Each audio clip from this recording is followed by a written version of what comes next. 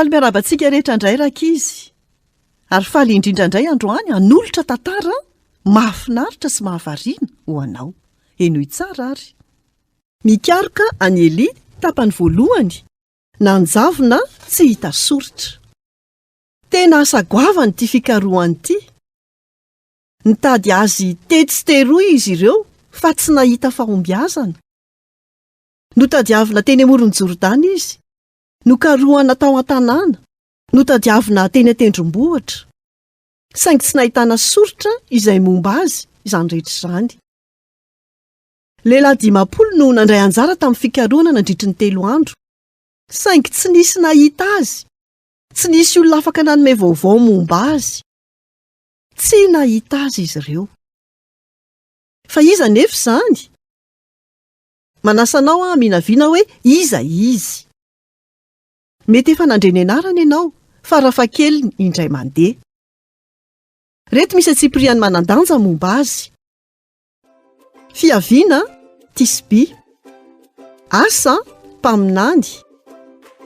Niteny tamin'ny anaran'Andriamanitra izy, ary tanteraka izay rehetra nambarany.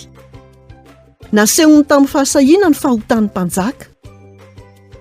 Nandritry ny fotoana voafaritra, nisy goaika nitondra sakafo maraina sy hariva ho azy. Nivavaka teny an-tendrombohitra izy, ary Andriamanitra nandefa afo avy tany an-danitra. Ny anarany dia midika hoe Andriamanitra no Tompo. Fantatrao ve hoe izy io olona io? Misy andalan-tsoratra masina ao anaty Baiboly, mety afaka hanampy anao hahita ny valin'izany.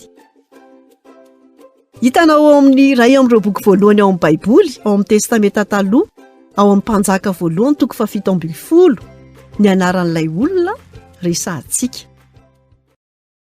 Rehefa hitanao ny anarany, dia alefa asoty aminay, dia azo ny valiny ianao. Afaka hianatra bebe kokoa momba izany olona izany ianao, afaka fotoana fohy. Ity ary no adresy mailaka afaka hifandraisantsika: maellb@gmail.com na miantso ny laharan-tarobia 038 09 280 82.